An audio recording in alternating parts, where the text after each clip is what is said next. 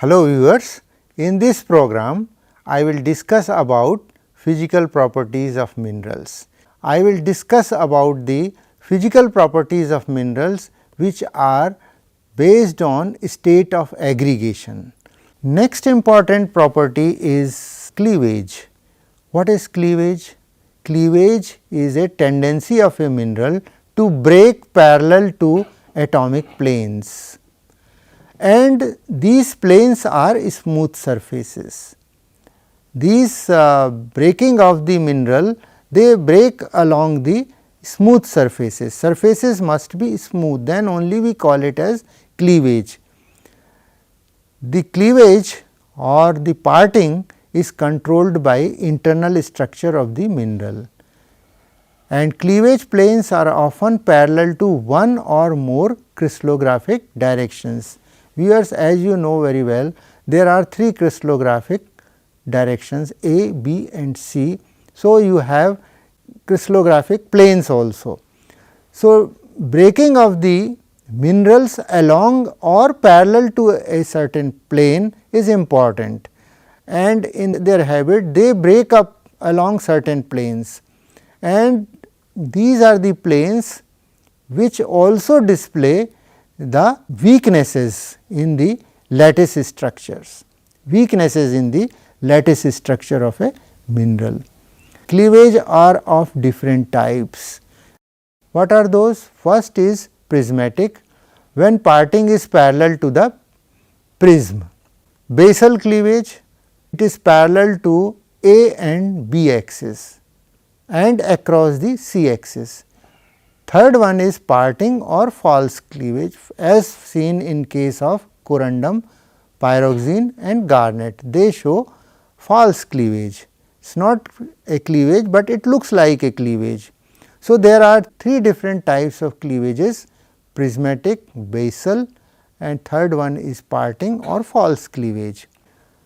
Now, cleavage, this property is very common in mineral, and it depends upon the direction. Sometimes you have the partings or cleavage along the 6 directions, 4 directions, 3 directions, 2 directions, 1 direction, or sometimes poorly developed, or sometimes it is there is no cleavage developed in the mineral. So, all the conditions are possible in the nature. So, 6 direction, when the cleavage is in 6 direction, we call it a 6 directional cleavage. Example is sphalerite.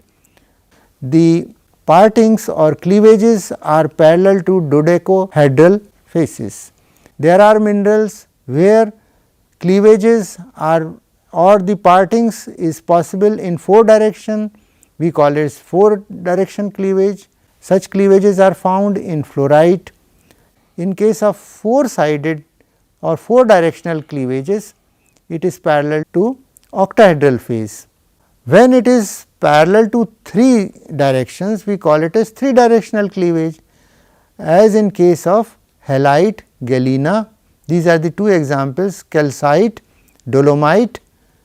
Certain cases we get cleavages only in 2 directions.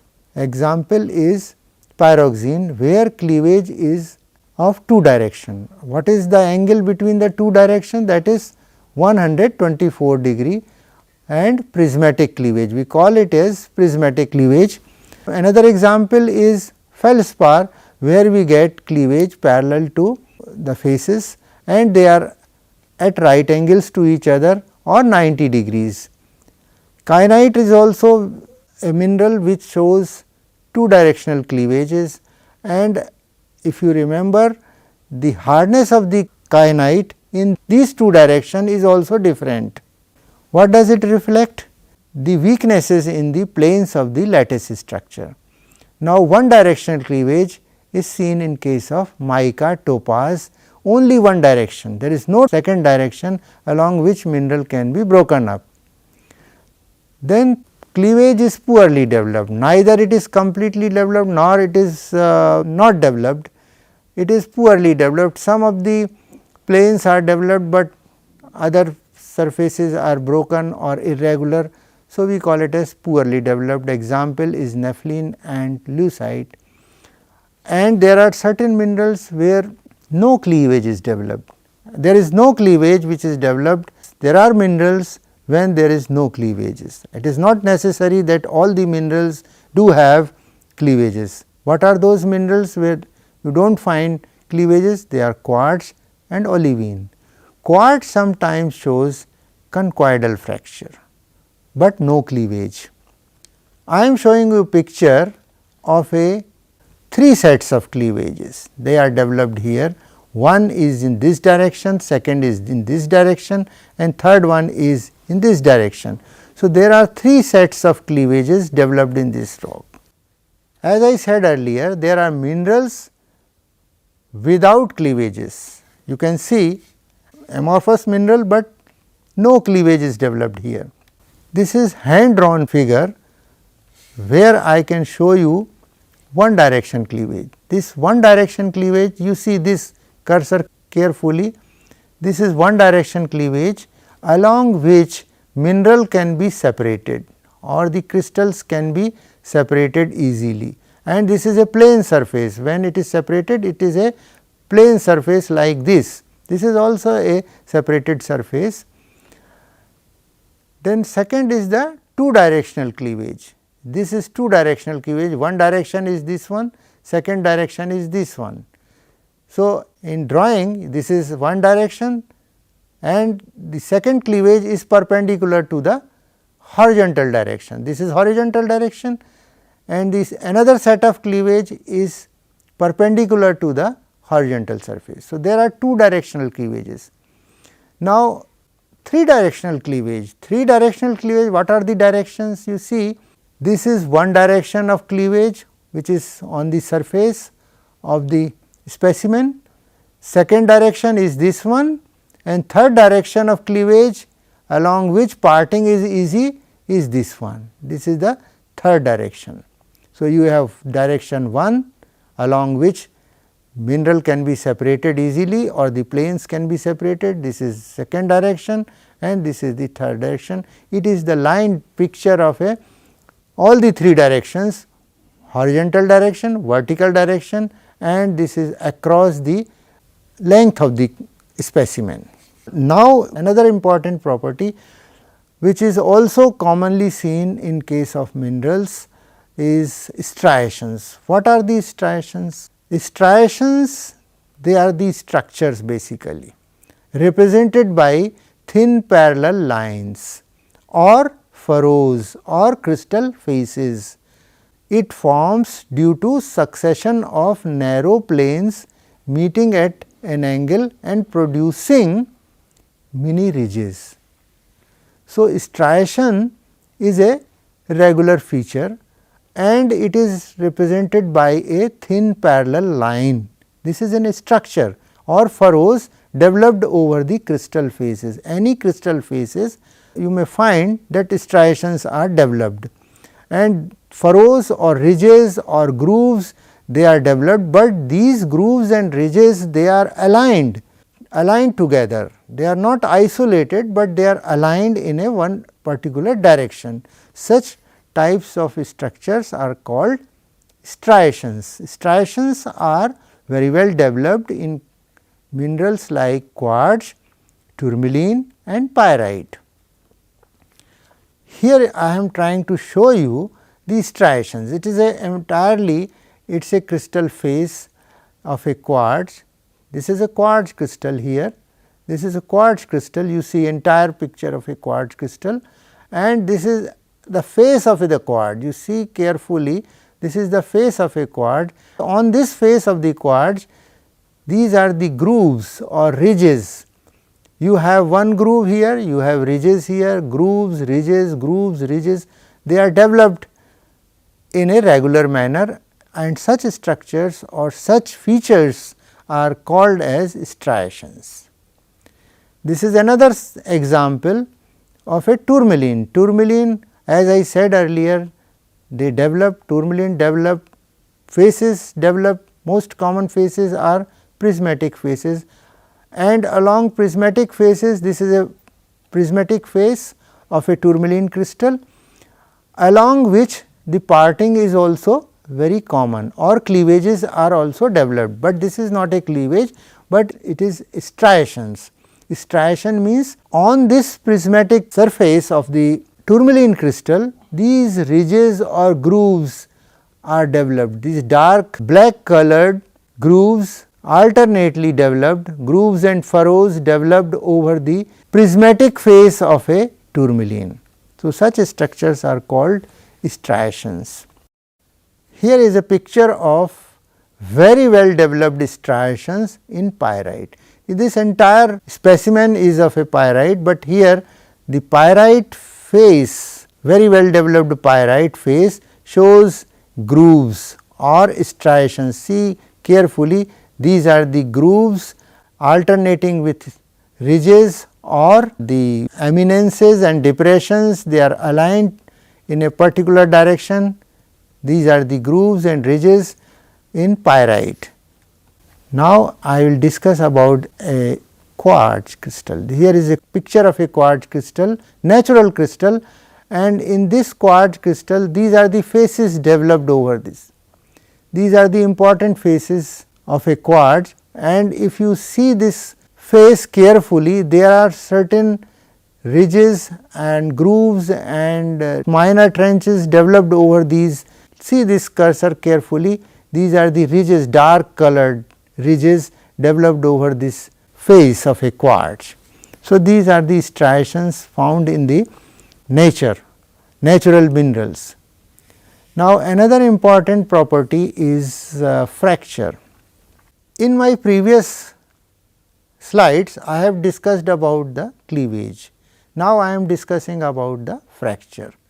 Fracture and cleavage. Fracture is also a important property, but important for poor or no cleavage minerals. When cleavage is poorly developed or not developed, the broken surface is irregular. What is the difference between fracture and cleavage? The most important difference between fracture and cleavage, in case of fracture, the broken surface is irregular. It is uneven surface, ups and downs, no smooth surface. But in case of cleavage, you may find a smooth surface, no ups and downs, no irregular surface, but it is a smooth surface. So, this is the only difference between fracture and cleavages. In case of cleavage, surface will be smooth, but in case of fracture, the broken surface will be rough or uneven. This is the major difference. Fracture pattern is distinct and highly diagnostic in mineral identification. We use this property in identification of minerals. The most common fractures which are seen in minerals are cited here. So, there are 3 columns: fracture, description and minerals. I will take up one by one. Conchoidal fracture. Conchoidal means fracture of a grass. When a mineral breaks up and the breaking of mineral is similar to the glass, we call it as conchoidal fracture. Irregular, smooth, broken surfaces resemble to broken glass with a curved concave or convex fracture.